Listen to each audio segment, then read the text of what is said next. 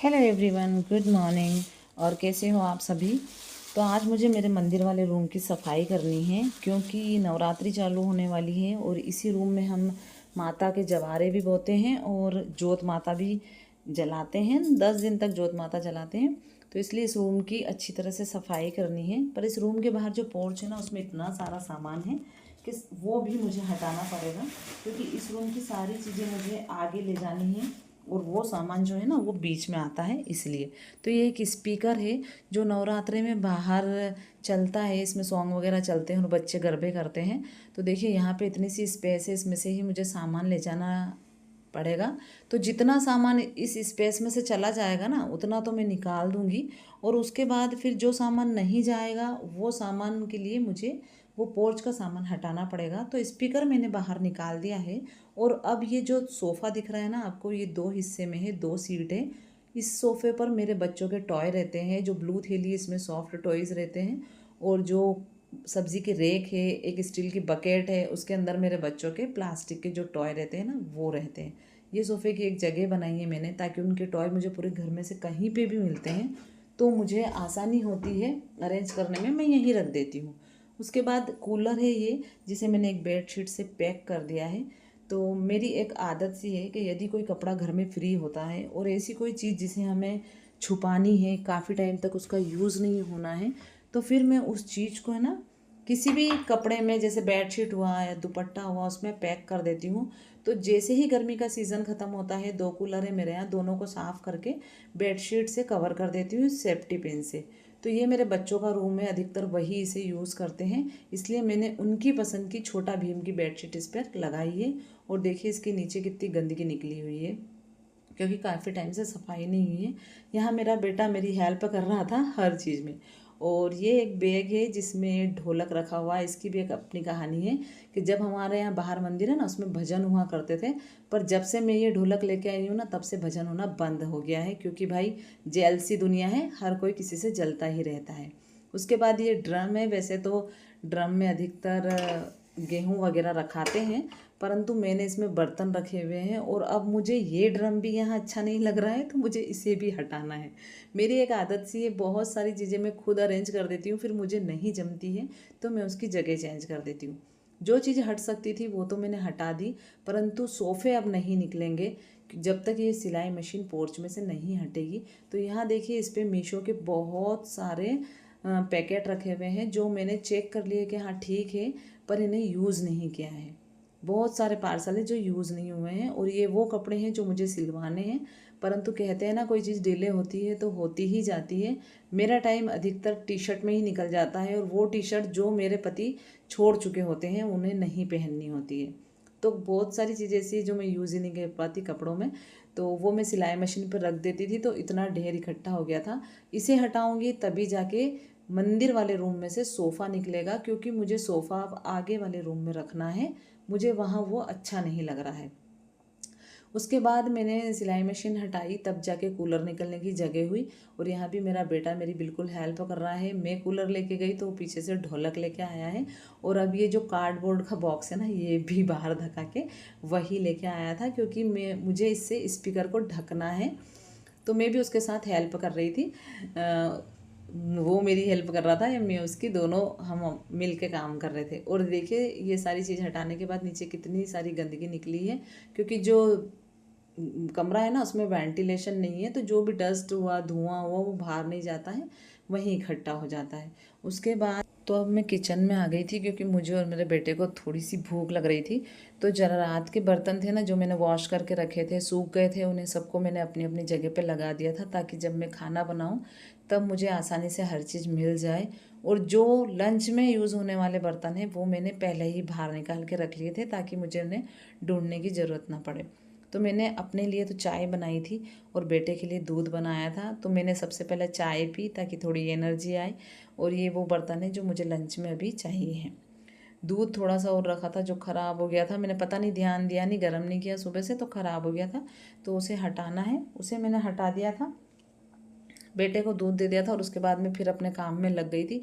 पर ऐसा है, यदि वो घर है तो उसे थोड़ी थोड़ी देर में भूख लगती रहेगी और मुझे उसके लिए कुछ ना कुछ बनाते ही रहना पड़ेगा। उसके बाद मैंने मशीन लगा दी थी, क्योंकि जब तक मैं थोड़ी सफाई करूँगी ना, एक लॉट मेरा जो है धुल जाएगा। अब ये जो स्पीकर था ना, इसमें मैंने कार्ड बॉक्स का बॉक्स ढक दिया था और इसे एक साइड रख दूंगी आगे वाले कमरे में। और आगे वाले कमरे में ये जो जगह है ना, यहाँ पे एक सोफ़ा लगा हुआ था, वो मैंने हटाया है, क्योंकि यहाँ पर अब मुझे मंदिर वाला सोफ़ा रखना है। तो इस रूम का सोफ़ा मैंने साइड में हटा दिया है। और यहाँ देखिए, मंदिर वाले सोफ़े में तो मेरी हालत ख़राब हो गई थी भाई, अकेले ही मुझे उसको बाहर लाना था, क्योंकि ये बेटे से तो हो नहीं सकता था, बहुत छोटा है और कोई घर पे था नहीं। तो इसे फिर मैं आगे लेके आ गई थी और ये इतना गंदा लग रहा था, इतना बेकार लग रहा था। और पीछे देखिए, दीवार हमारी इतनी गंदी लग रही है, इसे हमें पूरे हॉल को सुधारना है। पर वो वीडियो मैं आपसे बाद में शेयर करूँगी। देखिए, सोफ़े के नीचे भी कितनी गंदगी निकली हुई है। और उसके बाद मेरे बेटे को फिर भूख लगने लग गई थी कि माँ मुझे कुछ चाहिए, आप कुछ बना के दो, मुझे भूख लग रही है। तो मैं फिर किचन में आ गई थी और अब मैंने उसके लिए ब्रेड सेकी थी। तो वो आटा जो ब्रेड होती है ना, वो बहुत अच्छी तरह से खा लेता है जैम वगैरह लगा के। तो उसे आटा ब्रेड दे दी थी मैंने जैम लगा के। और थोड़ी देर बाद फिर भूख लगने लग गई थी। मतलब यदि वो घर रहेगा ना तो उसे भूख ही लगती रहती है, खेलता रहता है, चिल्लाता रहता है। तो फिर उसके बाद मैंने उसके लिए भुट्टे उबाल दिए थे। उसका पेट भरने के बाद फिर मैंने लंच की भी तैयारी करना चालू कर दी थी। तो खाना प्रॉपर तरीके से बनाती ना तो काफ़ी टाइम हो जाता। सच में सफाई नहीं हो पाती है खाने के चक्कर में, इसलिए मैंने सोचा कि हम खिचड़ी बना लेंगे। तो मैंने मतलब 2 तरह की दाल और चावल, ये दोनों भिगो के थोड़ी देर के लिए रख दिया था। भुट्टे उबाले थे, वो उसको दे दिए थे, तो उसने खा लिए थे। फिर वो आराम से बैठ गया था टीवी देखने। फिर मुझे उसने किसी काम में डिस्टर्ब नहीं किया और मैंने बहुत सारा काम अपना कर लिया था। मतलब मंदिर वाला रूम बहुत सारा खाली कर दिया था। उसके बाद फिर मैंने लंच बनाने आ गई थी। तो यहाँ मैंने गैस पे एक भगोनी रख दी, उसमें तेल, राई, जीरा, हरी मिर्च, प्याज और टमाटर, ये सब चीज़ें डाल दी थी। टमाटर थोड़ी सी अच्छी तरह से पक जाएं, इसके लिए मैंने इसमें नमक भी ऐड कर दिया था। मतलब यहाँ मैं पुलाव बना रही हूँ, खिचड़ी बोल लो, पुलाव बोल लो, जो भी है। तो सिंपल सा बनाऊँगी लंच, तभी जाके मतलब दिन भर के लिए मुझे टाइम मिलेगा। तो यहाँ मैंने नमक डाल दिया था। उसके बाद मैंने फ्रोजन मटर डाल दिए थे। तो फ्रोजन मटर का बताती हूँ आपको कि कभी भी आप ना डायरेक्टली पॉलीथीन में से निकाल के सब्ज़ी में नहीं डालें, क्योंकि इसमें भी सड़े हुए आते हैं। जिस टाइप से हम मार्केट से ख़रीद के लाते हैं ना और चेक करते हैं कि भाई इसमें कुछ ख़राब तो नहीं है, इसी प्रकार से आप इसे थोड़ी देर पानी में गलाओ फ्रोजन मटर को और चेक करो, क्योंकि इसमें भी जो ख़राब मटर, सड़े हुए मटर आ ही जाते हैं। तो मैं तो अधिकतर पानी में गला के चेक करके ही डालती हूँ। अब उसके बाद मटर डालने के बाद फिर मैंने जो चावल और दाल गले हुए थे ना, वो डाल दिए थे। और जितना ये चावल दाल था ना, उसके अकॉर्डिंग ही पानी डाल दिया था। थोड़ी देर उबलने के बाद मैंने इसका पानी चेक कर लिया था, क्योंकि ये मेरी आदत सी है, मुझे ऊपर से नमक डालना पसंद नहीं है। इसलिए चेक कर लेती हूँ कि नमक कभी कम तो ना हो। और वैसे भी खिचड़ी में तो ऊपर से अच्छा ही नहीं लगता है। नमक कम था, इसलिए और नमक डाल के मैंने पानी डाल दिया था और इसे पकने के लिए रख दी थी। उसके बाद मैंने 2 आलू लिए थे, उनको छील के बारीक टुकड़ों में काट लिया था। फिर उनको धोकर उनका पानी ड्राई करने के लिए उन्हें रख दिया था।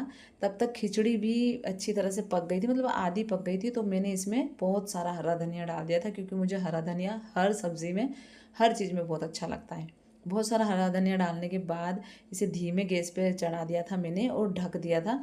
दूसरी साइड मैंने कढ़ाई रख दी थी, क्योंकि मुझे अब जो आलू मैंने मतलब रखे थे ना धोकर सुखाने के लिए, उन्हें तलना है। क्योंकि ऐसे ही खिचड़ी खाएंगे तो अच्छी नहीं लगेगी, तो मैंने सोचा चलो इसके साथ आलू तल लेते हैं। आलू तली रही थी तब मेरा ध्यान गया कि थोड़ा सा मूंग के जो पकौड़े होते हैं ना, उनका बैटर रखा हुआ है, तो उसे भी मैंने घोल के उसके भी पकौड़े बना लिए थे। पर हाँ, काफ़ी टाइम से रखा हुआ था, मैं जब भी डीमार्ट जाती हूँ ना उसे लेकर आ जाती हूँ।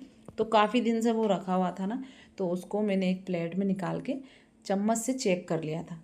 छान तो सकते नहीं हैं, क्योंकि उसमें बहुत जो मसाला होता है ना, बहुत बड़ी बड़ी क्वांटिटी में होता है, मोटी मोटी साइज़ में होता है, सॉरी। तो इसलिए उसको छान तो सकते नहीं हैं। तो इसको चम्मच से ऐसे मैंने चेक कर लिया था कि इसमें कुछ लम्स वगैरह नहीं हो, क्योंकि बहुत टाइम से ये पेक रखा हुआ था। पर ये साफ़ था, तो मैंने इसे भी पानी में घोल लिया था। बस आप इसे पानी में घोल लो और इसे, इसके पकोड़े बहुत अच्छे लगते हैं, मतलब मुझे तो बहुत अच्छे लगते हैं। तो बस आलू भी तल लिए थे मैंने, पकोड़े तल लिए थे, खिचड़ी बन गई थी, सलाद काट लिया था। उसके बाद हस्बैंड मेरे दही ले आए थे, तो दही में भी मतलब रायता टाइप थोड़ा सा बना लिया था। और यही आज का हमारा लंच था।